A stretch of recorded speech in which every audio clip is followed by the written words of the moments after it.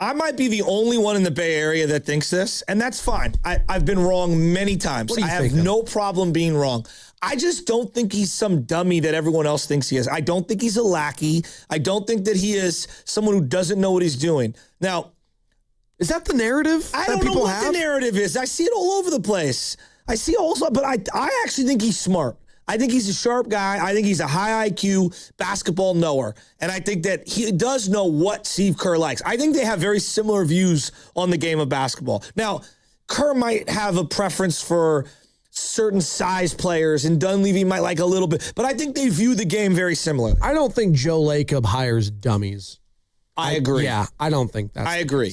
Yeah. And I also don't think Dunleavy acts just like, bobbleheading, do whatever you want, Joe. Like, I actually think Joe wants some dissension in the room. I think he wants some tension. Yeah, creative tension. Yeah. Exactly. So getting back to Dunleavy on this, I don't think all these moves are all Dunleavy, but I do think he is more active than we're giving him credit for. So as we talk about Kerr returning, for Dunleavy, all right, because I think it's an angle very few people have explored, I think it's a good thing for Dunleavy because I do think this coach and him do see eye to eye the majority of the time. So now I get to shaping out the roster. This is just my gut, my intuition, my feel for the situation. I think Draymond absolutely was being shopped at the deadline. Was it for Giannis? Sure. I'm sure Giannis was it. I bet you there was a non-Giannis trade out there because you're probably fielding calls on everything. I think Draymond was clearly hurt about that. And I think that that's actually a good thing from my GM because that tells me my GM is not into sentimentality. That tells me my GM is very unemotional. And I think that he was legitimately trying to upgrade the roster and he wasn't looking at this reunion tour that I think a lot of fans interpret when they see the Warriors situation. So that gets me to where we are now. I think if it makes basketball sense, Dunleavy will be bought in on Draymond coming back on a one-year deal. I think a multi-year deal, I bet he's very, out on that. Even if it means a lesser number. Only if he can add to his basketball team and make it better. That's what I truly believe. I don't think he's into this, we're going to line everything up, sentimentality, and Curry and Dre are going to hold hands out the door. I don't think that's how Dunleavy's operating. That might be part of what Lacob is thinking, but I don't think that's how Dunleavy's operating. And maybe I'm the only one who views it that way. I actually think he's very cutthroat in terms of seeing the NBA through that prism of his father's, through his own prism of being traded multiple times. I think that he is doing everything he can to help the now and the future for this roster. And I don't think sentimentality or lining things up with Curry and Kerr, I think that is an afterthought. I don't think that's at the forefront. 888-957-9570. We just had Anthony Slater on, covers the Warriors for ESPN. And he said it's no lock. Just because Steve Kerr is returning as head coach does not mean that Draymond Green is also returning to the Golden State Warriors. Do you want Draymond Green back? Does he have to be paired with Steve Kerr? Do you want to move on from him? Do you want him to opt out? Do you want him to sign an extension? I do feel like that is kind of, and I asked the question, what's the next big domino to fall? Obviously, it's the draft because that takes place before free agency. Outside of that, I do think what's taking place with Draymond Green on this team or not on this team is what all Warriors fans are kind of like thinking about now. Because you have the pods angle, obviously. Steph's going to restart. Kristaps, that's another one. I think the Draymond one's a little more fascinating than Kristaps Porzingis personally. But yeah, the way that Slater was presenting the Kristaps angle was, hey, you can do a sign and trade with him. And that would be interesting. I would explore that. But it's got to be, again, this goes back to basketball. I don't think Dunleavy's doing that if he doesn't think it's the right basketball decision. Correct.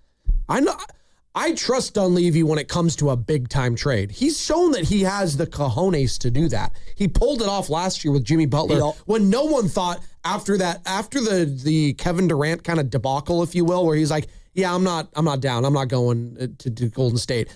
After his quick pivot from that and able to just, say, hey, all right, a lot of teams could have folded from that. Say, wow, that guy said no to us. Well, we don't have a plan B. He had a plan B in a big, big way, and it paid off. You got to the second round of the playoffs. Yeah, did it suck this past year? Like losing Jimmy Butler for the season, that ruined the season? Yeah, it did. And that is the risk you take, having three guys over the age of 35. But you know what? I think all Warriors fans kind of talked themselves into it anyways. And it wasn't until the guy got hurt is when everyone started pouncing on Dunleavy. See, it's his fault. Yeah, he constructed this team. Yeah, but you all bought into it at the time. Exactly. So I'm not allowing you to do that. And he inherited a nightmare. Yes. I mean, think about it. Your first months on the GM, you're taking over the job from the Jordan Poole situation. And you have to get rid of Jordan Poole. And you had to.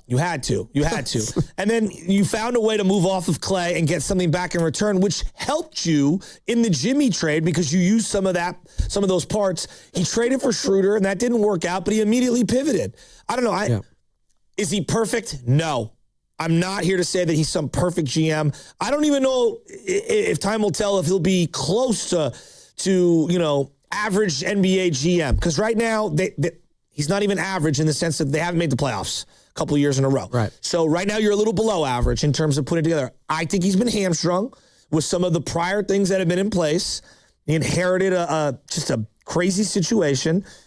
But I really want to see him and Kerr get into the lab and find the guy that they want at 11. I really want to see that. You want to be like, what do the kids say? Let Dunleavy cook? You want to see him cook a little bit. With Kerr, though. Let him cook. But I want them to cook together so that they find the right, because I actually think they could find a good player at 11 that can really help them now and into the future. I really do. I believe in like him and these two together that much. Well, all the great teams, like you would think that they would be aligned, right? Like all great organizations make sure their head coach and general manager are aligned with picks, right?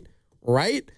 I mean, everyone got mad at the Los Angeles Rams at the draft because it was like, that was a Les Snead pick. See, Les Snead, he took the quarterback. He took that guy. I can't even think of his name right now. Ty Simpson. He took Ty Simpson. And that must have made, see how angry Sean McVay was at the podium?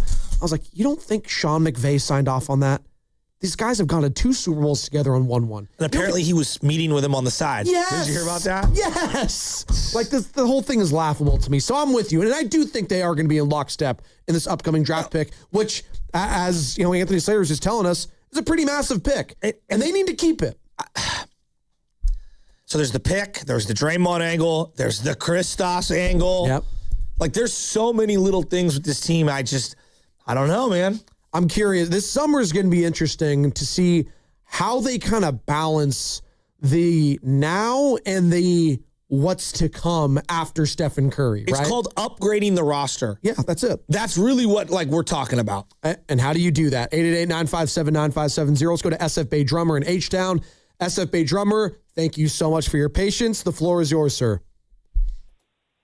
Morning, fellas. When I saw the news that Steve Kerr came back, I was texting my dad, and we kind of both like underwhelmed. We know Kerr is a good coach and he's done what he's done, but just with the track record of just picks and players that have been acquired over the years that really didn't help Steph Curry, get to like the 6th round or anything like that and like be dominant like we used to. I just don't think like it's gonna, do anything. For me, it just feels like a 2-year retirement tour, and I expect Clay to be back too. I don't think they'll have enough. I don't think people want to come here, even with the trades. Like, will it, bring us, to where we're feared again? I mean, I don't know, because it's just going to be, we have to supplant the roster with a lot of players that can, play maybe almost 82 games, while Steph and whoever else is older on the squad, has a lot of, off nights, so that, we can still have a competitive record and they're really rested for the playoffs. So we're going to see what's going to happen in the next couple of months and see if we can, get a good roster together. I'm willing to give Dunleavy one more try. I mean, he did make some good picks. It's just the matter of Kerr, implementing him and the players proving to get on the court. That's my thoughts. Look, he's had a couple of second-round picks as of recent, and Quinn Post is in and out. He's been hurt. TJD? I think Will Richard is a rotation player. Oh, yeah. For where they picked him that late, that's a good pick. Yeah. Pods, for where they picked him in that draft, that was a good pick. Yeah. Argue with you amongst yourselves, but that was a good pick. Willard and Dibs have done this exercise a lot on their show. If you do a redraft, Pods is going to be one of the top players in that draft. Top 6 or 7. Yes. And that's by everyone's metrics. Correct. So, And maybe that speaks more to the draft itself, but that's another conversation. Yes. It does. Yeah. But if you find someone in a bad draft who is good, you get credit for that. Exactly. Yes. I'm with you. Will is in Berkeley. He wants to talk about Steve Kerr coming back to the Dubs on a 2-year contract. What's up, Will? You're on the roast. Man, I'm telling you, I was actually very, very just like, wow, I'm so glad that he came back because, guys, Bay Area, we don't want to be like the New York Knicks fans. We don't want to be like, oh, my God, the Knicks are down 0-2 in the first round of the playoffs. Fire Mike Brown. It's like, guys, take a breath. Take a breath. See, let's look at read the room. Let's see what, the breadth of work that Steve Kerr has brought. If you look at that documentary that they created for him, I mean, it's a really amazing documentary. And I just I want people to know that it's not just about bringing in young, fast, and amazing players. It's about, it's about taking them and teaching them. And so, don't underestimate Steve Kerr. He's worked with a lot of different types of players. So I think I'm really hopeful that he and Dunleavy can get this thing together and get this back on track. So that's all I got to say. Have a good morning, guys. Thank you. That's Will in Berkeley. You know what? That was a very positive call. That was the only person that called in and was happy that Steve Kerr came back. We've had like 4 or 5 callers call in and be like, yeah, I'm not very happy he's back. I was hoping for a change. I was hoping for this. Well, he's back. It's a 2-year deal. And you know what? He is the best coach in the NBA. Argue amongst yourselves. He is. For my and for most people's money, he's the best coach in the NBA. Maybe one other guy. Maybe. And you know what? That other guy's a champion too. Outside of that, I'm not taking anyone over one Steve Kerr. And for this team that is veteran-laden, absolutely that's who I want at the helm. Now, what happens at the number 11 pick? Do I want to have this number 11 pick be a plug-and-play guy immediately and play on this team? Yes. Does that take Steve Kerr having some influence on said pick? Probably so. That's fine by me. That's fine. Can I ask a question about the Kerr reception by fans on this station? Yes. Is it because people are now immediately pivoting to, they're just running it back, and it's not good enough? That's what the people feel right now. Yes, that's what I'm hearing from the people calling in, texting in. Okay, well, this is the same old. Hypotheticals. We're going hypotheticals. We still don't know about Draymond. Well, what if Draymond's not on this team? They're very different. Yes. Okay, Kristaps Porzingis. What if he's not on this team? Well, they're very different. Yeah. Podziemski, who knows? What if he's not on this team? What if they draft someone and for whatever reason Pods becomes expendable or is as a piece that other people want? Sure. Because you like another player better or whatever. Like, why are we assuming that this team is just stuck where they're at when they haven't made any offseason moves? Because they're assuming that whatever young player you do end up drafting, that it's just going to be the status quo with current young players. But as we've established, Joe, I know you and I you are in lockstep. I get excited. But they think of what happened with Jonathan Kuminga, and they think that whatever the next draft pick's going to be, it's going to be the same thing. So the Kuminga thing. Which I think is ridiculous. I don't even know if Kuminga's good. So can we all just, we don't even know. Yeah. He's on the Hawks. But he could have been if Steve played him. That's the argument. He could have been. His growth was stunted. He could have been maybe exactly what he is. Yeah. Which is an incomplete product. So, honestly, Warrior fans, be real with yourself. You really think if Kuminga would have played, and look, I wanted Kuminga to play more, so I'm not pretending there weren't times I wanted him to play more, but we really think he was an extra 1,000 minutes a season away from being Kawhi? Is that what people really think? Kawhi Leonard. It's ridiculous. No, it is ridiculous. It is. It's one of the best players in NBA history. Can you be Cam Johnson? I'm just using an example, a rotation player. Can you be one of those guys before you jump all the way to Kawhi Leonard? Jeez. Come on. Come on. No, it's laughable. It is. And I'm curious to see what his market's going to look like this summer. You want him back? Well, here's a great example. I'm kidding. What would be more valuable right now? Honestly. Yeah. League-wide, what's more valuable? Kristaps right now or Kuminga right now? Ooh. They're about the same. Contract they're going to get wise? Just value around the league. Yeah, I don't know. That's an interesting question. Because if I'm a team that feels like I need a nice depth piece for like compete for a championship, I could talk myself into Kristaps. I could on a, I don't know, 1 year, $10, $15 million, if I'm something the like that. Spurs, Perfect. it'd be a perfect fit. Perfect fit on the San Antonio Play Spurs. 20 minutes a night. But like the Spurs aren't breaking off $40 million for Jonathan Kuminga. No, nor are the Thunder. No. Nor are the Nuggets. Nor are the Lakers aren't doing that. No. Right? So just go through the West. You tell me who's doing that. And like, if you think that, I think you're, and again, even if you like Kuminga, your vision of what he is extremely inflated. I agree. And you're listening to 95.7 The Game, KGNZ FM and HD1 San Francisco and Odyssey Sports Station, and the home of the Golden State Warriors and Valkyries, always live on the free Odyssey app, coming to you live from the Laughing Monk Studios. We're talking about Steve Kerr returning to the Golden State Warriors. New 2-year contract for him. The Warriors ended up with the 11th overall pick in the lottery yesterday, so they will draft 11th overall in a couple months here. In the meantime, let's go out to Jan in Mountain View, who wants to talk about Steve Kerr's return. Good morning, Jan. One of the biggest Warrior fans we know. Yes, and I'm also a big Valkyrie fan. How about them? Oh, yeah, Valkyries? 2-0. Huge, Jan. Let's go. Yeah, and that recent acquisition that we got. How about her, boy? She really turned it on last night, man. I was really pumped up, and boy, I like that team, and that's what I want the Warriors to turn out to be, man. No, I agree. But if only the Warriors can show some of the fight that the Valkyries have shown these first couple games. All right, Jan? And what I want to bring up is, as long as I hope that Kerr heard what Stephen Curry said, and that was, we're here to build the foundation. We're not to go back. How we built this team was through the draft, and we need to stop, getting older players. We need to bring some youth in here to help us get to where we want to get to, and that is if we want to get to another championship, instead of looking back and getting these older players that, because I'll tell you, I was with that couple callers ago that said nobody wants to come here anymore, unlike, several years ago, they all wanted to come here, and now you tell me who wants to come here. Does Giannis want to come here?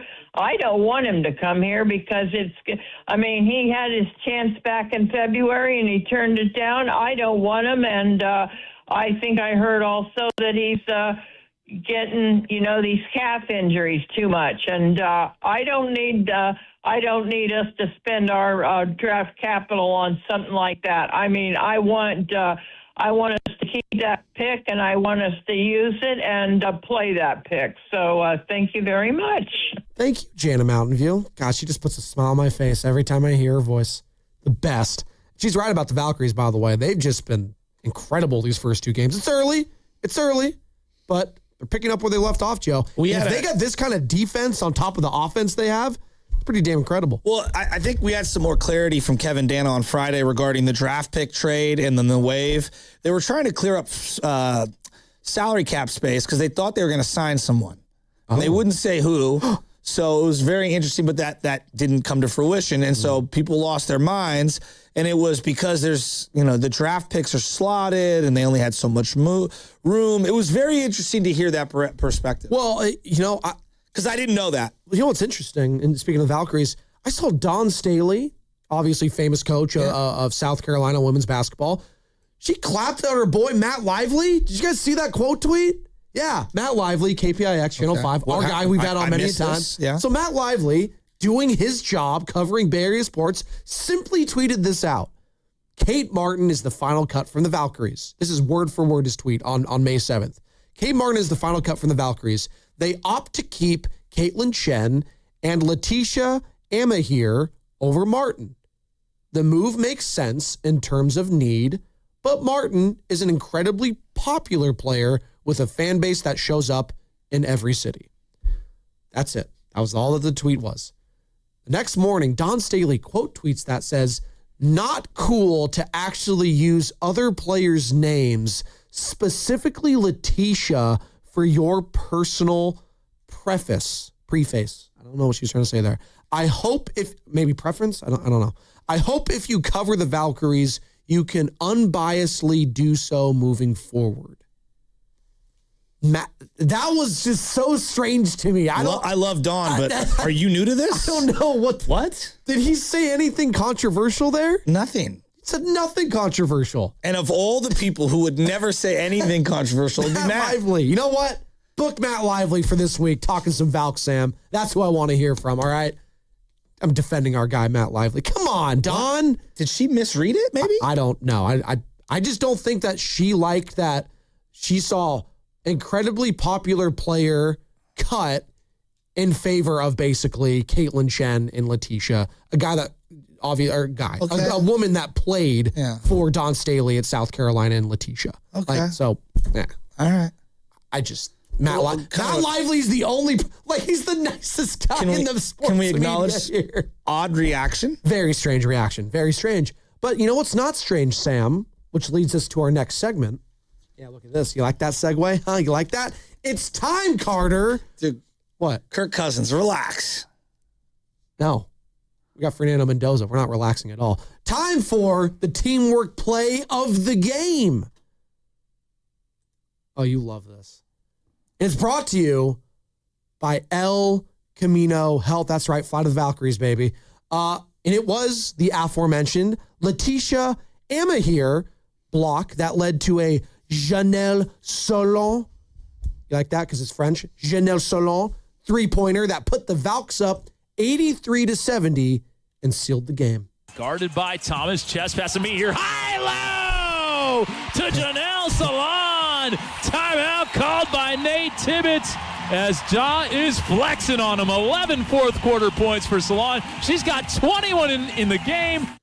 Ballin', and that was Kevin Danner right here on 95.7 The Game. The teamwork play of the game brought to you by El Camino Health. El Camino Health, where togethering heals. And you know what?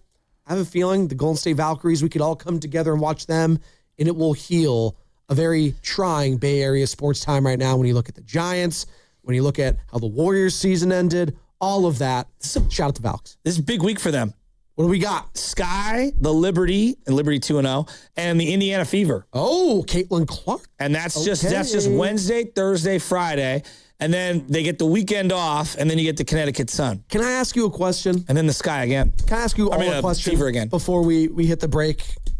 Has the Caitlin Clark kind of steam Well, she was hurt a lot last year. It's kind of fizzled out, right?